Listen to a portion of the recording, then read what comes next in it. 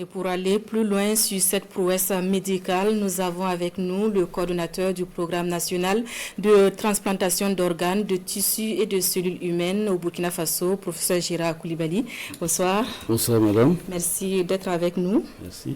Alors pour commencer, est-ce que vous pouvez faire la genèse de cette prouesse médicale de la planification à la réalisation en passant par le cadre législatif et institutionnel?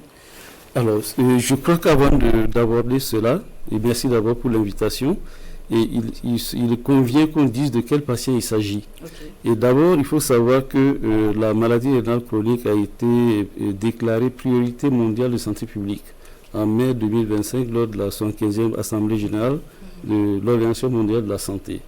Alors, si on prend les statistiques réalisées ailleurs, et vraiment au bas mot, et on a environ 2 millions de Burkinabés, au moins 2 millions de Burkinabés qui sont atteints de la maladie rénale chronique. Et parmi ces 2 millions, il y a 20 000 et donc, qui sont à ce qu'on appelle le stade terminal.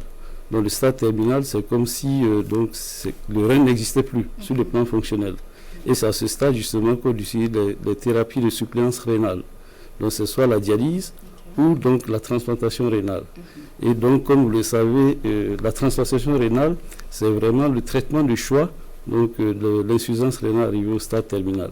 Et nous avons cette joie donc, de voir cette technique, ce mode de traitement qui nous arrive dans notre pays. Et c'est une joie immense et c'est une avancée spectaculaire pour nous. Alors, comment les choses sont passées?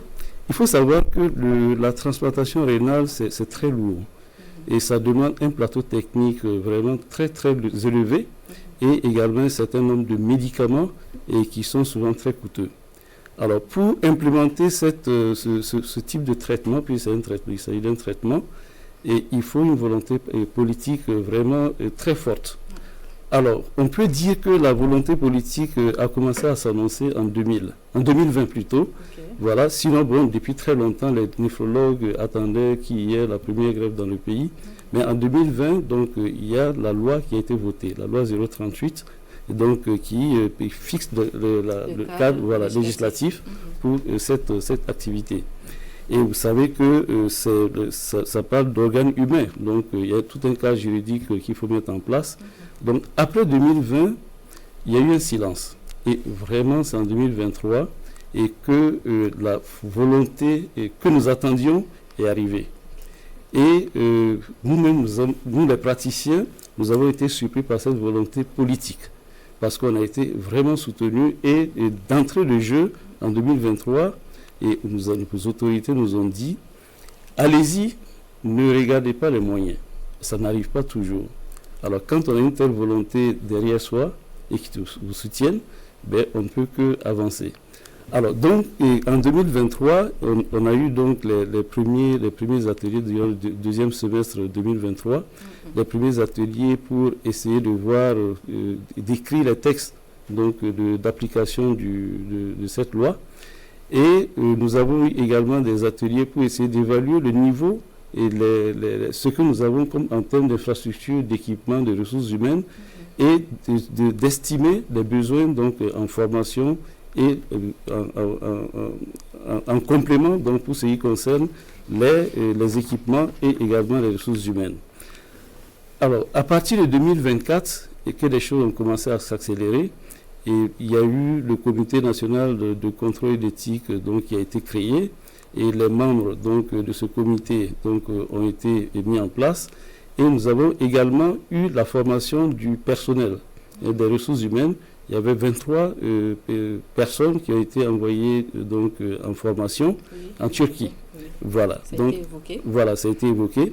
Et ils sont partis en 2 vagues. Donc une première vague, c'était au deuxième trimestre du mois de 2024 et la deuxième vague en fin d'année. Et ce qui nous a permis donc de relever le niveau de notre personnel. En 2025, les choses ont continué. On a équipé donc l'hôpital CHU Tengandogo, puis c'est l'hôpital qui a été retenu donc par l'autorité pour mener cette première greffe. Sinon, il y a un cahier de charges qui a été écrit et donc validé.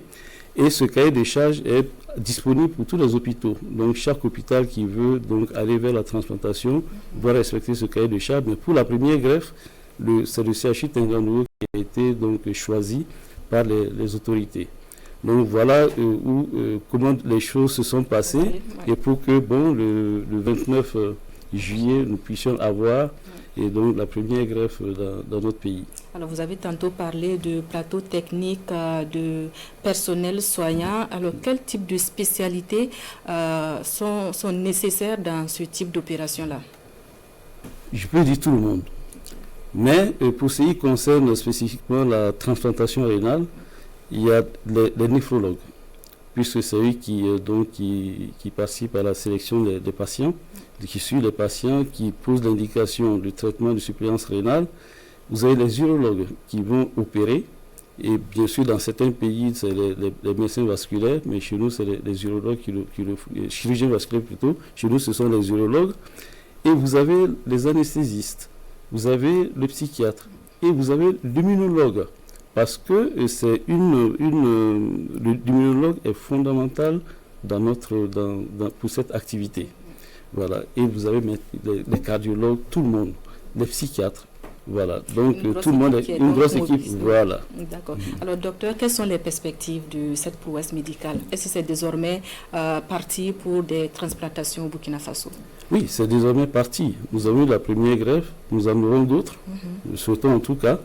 Et d'ici la fin de l'année, et si nous arrivons à avoir, parce que pour sélectionner les patients, ça, c'est également une autre paire de manches.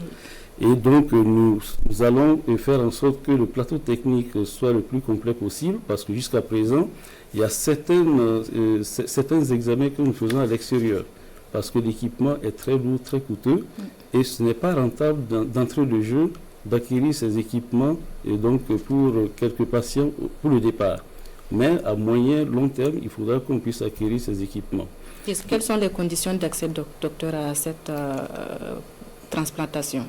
Il faut d'abord être en insuffisance rénale terminale. Si vous avez une insuffisance rénale terminale, donc on peut être éligible, et maintenant il faut avoir un donneur. Le donneur peut être vivant, le donneur peut être décédé. Dans notre pays, on a opté pour le donneur vivant. Parce que le donneur décédé, ça demande tout un équipement très lourd, des infrastructures très lourdes.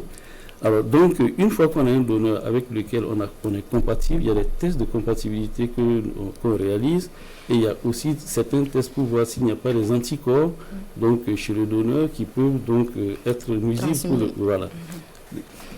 D'accord. Merci docteur pour toutes ces informations et vous restez avec nous pour la suite de cette édition.